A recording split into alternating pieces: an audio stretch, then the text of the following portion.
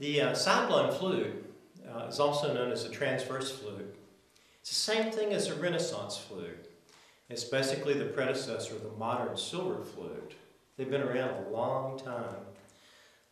They've been around for thousands of years in India and have been known as the Indian bansuri. And they all use basically the same fingering. It's basically a diatonic, do, re, mi, fa, sol, la, ti, do type scale. The interesting thing is the scale, you can get numerous other scales, including the minor scales and the different modal pentatonic scales.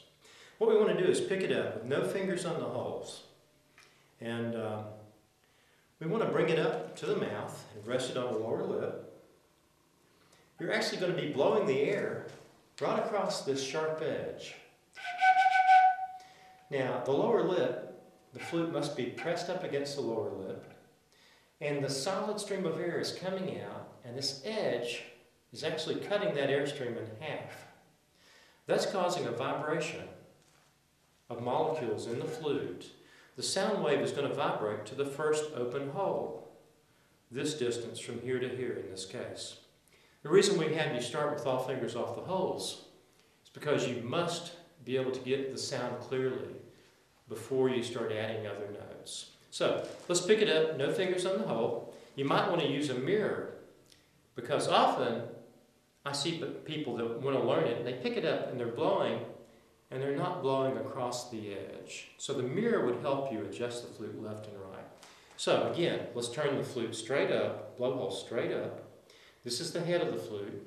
This is the foot of the flute. So we're going to bring it up to the lips. You know, a syllable that works really well sometimes just to start to speak the sound is poo. If I say poo, you can hear it start to speak. Poo, poo, poo. Don't get in a hurry with this. You want to bring the flute up to your mouth every time till you get this sound.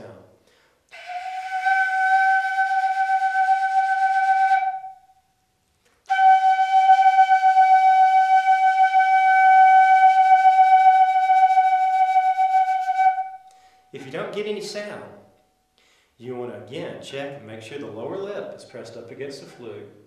You're in the correct left to right position with the hole. Again, you're blowing the edge right here. You're blowing straight across, not down into the hole, but straight across. You might rotate the flute counterclockwise and clockwise, or towards you and away from you, and find the center of that sound once you begin to produce a sound. Watch.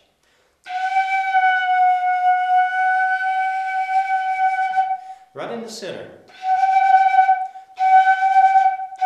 The center point is where my flutes are tuned to be in concert pitch. Every time that you can pick up the flute with no fingers on it and get the sound, then we want to have you start to close the first hole. So let's go into hand position. The left hand is going to cover the first top three holes. The hand is coming in at an angle. See the skewed angle? Not coming in at 90 degrees. My holes are rotated to an ergonomic position. Makes it much easier to play, less strain on the hand. So let's start with all holes open, and we're going to close just the first hole. Then we're going to close the first and the second hole, then the first, second, and third.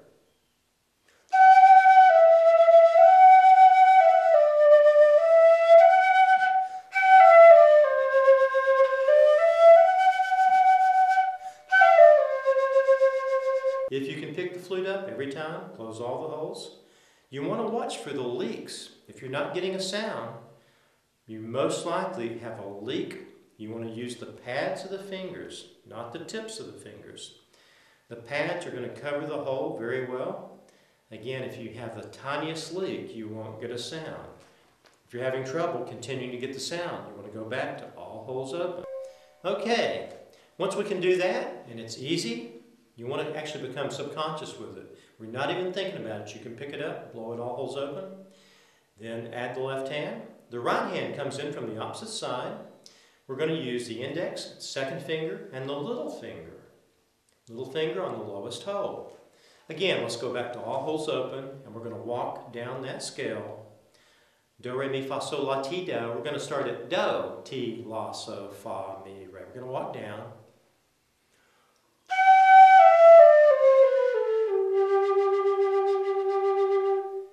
The reason I have you wait and do the all holes closed last, that's going to be the most difficult note to produce. You're actually vibrating the flute, the full length of the flute. The length of that flute is based on the wavelength of that pitch. So here's the scale. We're going to start at the bottom now. If you can pick the flute up every time, close all the holes. You want to watch for the leaks. If you're not getting a sound, you most likely have a leak. You want to use the pads of the fingers, not the tips of the fingers. The pads are going to cover the hole very well. Again, if you have the tiniest leak, you won't get a sound. If you're having trouble continuing to get the sound, you want to go back to all holes open.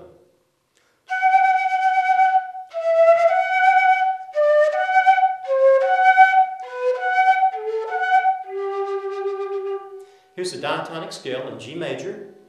This flute will start at the G, above middle C on the piano. Here's the scale.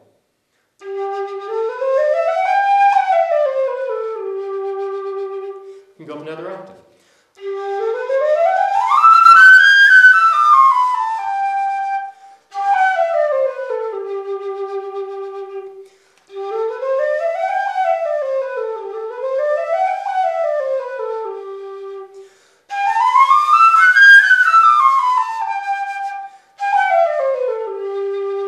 That's your G scale. Remember, the G scale is built into the flute. So we'd have G, A, B, C, D, E, F sharp, and G.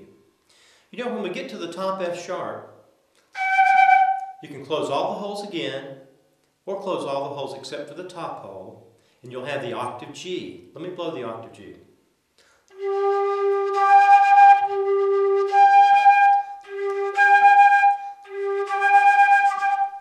All right, so here's the G scale.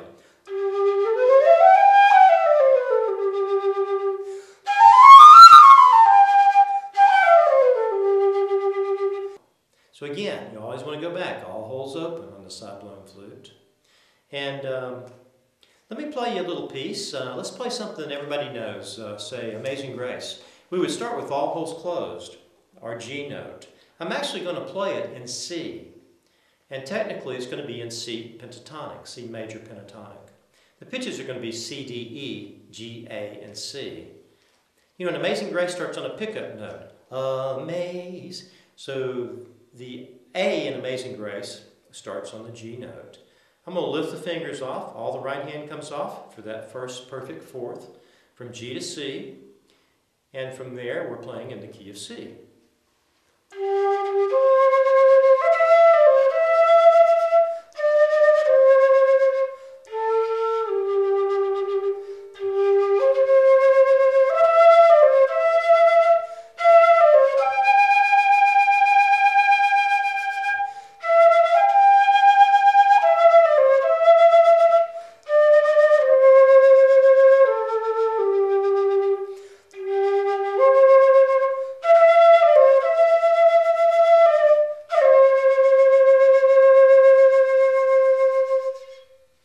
We'll continue another set of instructions that will come more and more advanced.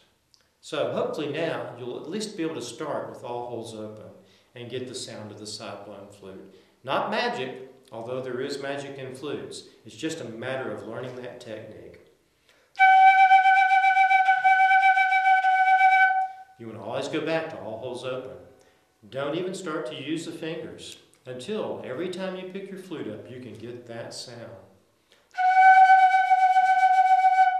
All right.